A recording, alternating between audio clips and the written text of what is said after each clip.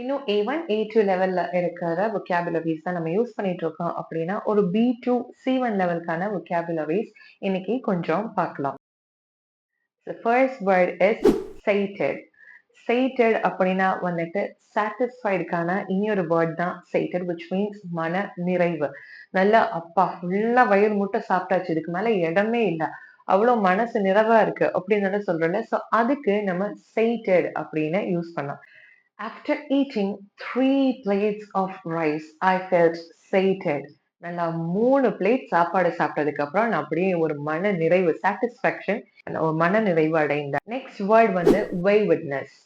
waywardness அப்படின்னா வந்துட்டு ஐயோ அடங்கா பிடாரி, அடக்க முடியல அப்படின்னு நம்ம சொல்றோம்ல. So அந்த வேர்டை தான் நம்ம வந்து waywardness அப்படின்னு சொல்லுறது.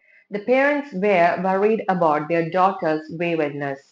பெற்றோர்கள் அவங்களோட பொண்ணோட அந்த அடங்கா பிடாரித்தனத்தை நினைச்சு ரொம்ப கவலையா இருந்தாங்க.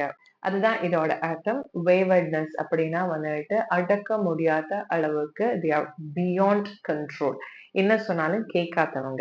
complacency. complacency அப்படின்னா சிலவங்க இருக்காங்க, லைக் நான் வந்துட்டு perfect, so நான் வந்துட்டு I'm completely satisfied with what I have. இப்ப என்கிட்ட என்ன இருக்கோ அதை வச்சு நான் ரொம்ப சாட்டிஸ்ஃபைடாவும் இருக்கேன், இவ்வளோ போதும் அப்படிங்கிற அந்த ஒரு தாட் ப்ராசஸ் இருக்கு பாத்தீங்களா. வேர் ஒரு இம்ப்ரூவ்மெண்ட்டுக்கான ஒரு விஷயத்த they never try, இல்ல யாராவது சொன்னா கூட கேட்க முடியாத அளவுக்கு self satisfied. Now that is called as complacency.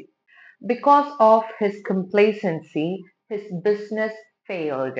அவரோட அந்த கம்ப்ளேசன்சி பிஹேவியர்னால அவரோட பிசினஸ் ஒரு பெரிய ஃபெயிலியர்ல போய் முடிஞ்சிச்சு அப்படிங்கிறது தான் இந்த சென்டென்ஸோட அர்த்தம். காம்ப்ரிஹெண்ட். இந்த வேர்ட் வந்து புதுசா இருக்கலாம், ஆனா அதோட மீனிங் ரொம்ப காமன். டு அண்டர்ஸ்டாண்ட் சம்திங், ஒரு விஷயத்தை புரிஞ்சுக்கிறத வந்துட்டு காம்ப்ரிஹெண்ட் அப்படின்னு சொல்லுவோம்.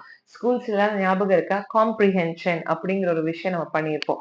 ஒரு கதையை படிச்சு அது நம்மளுக்கு இங்கிலீஷ்ல புரிஞ்சுச்சா அப்படிங்கிறதுக்கு கொஞ்சம் கேள்விகள் இருக்கும், அதுக்கு நம்ம பதில் எழுதியிருந்தோம். அதுதான் comprehension. Comprehension is nothing but understanding.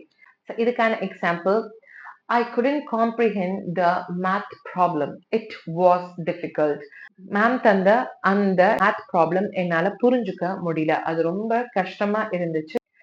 எதையும் யோசிக்காம அப்படியே போய் ஏதாவது பண்ணுவே அப்படின்னு கேட்போம் பாத்தீங்களா. சோ ஒரு விஷயத்த யோசிக்கவே யோசிக்காம திடீர்னு அட் தி ஸ்பாட், லைக் ஸ்பான்டேனியஸா வந்துட்டு ஒரு விஷயம் கேட்கறதுக்கு முன்னாடி டப்புன்னு போய் அடிக்கிறது, இல்லாட்டி you just react to certain things. அந்த மாதிரி பிஹேவியரை நம்ம சொல்லதான் impetuous. impetuous. இதுக்கான example, she made an impetuous decision and bought a bike without her parents' knowledge. அவ ஒரு திடீர்னு அவசரப்பட்டு ஒரு முடிவு எடுத்து அவளோட பேரண்ட்ஸ் கிட்ட சொல்லாம அவ ஒரு பைக்கை வாங்கினா அப்படிங்கிறது தான் taking an impetuous decision. So on the spot, யோசிக்காம டிசைட் பண்ணது. இந்த B2 இல்லாட்டி C1 லெவல் ஆஃப் vocabulary, அஞ்சு vocabulary உங்களுக்கு யூஸ்ஃபுல்லா இருந்திருக்கும் அப்படின்னு நினைக்கிறேன்.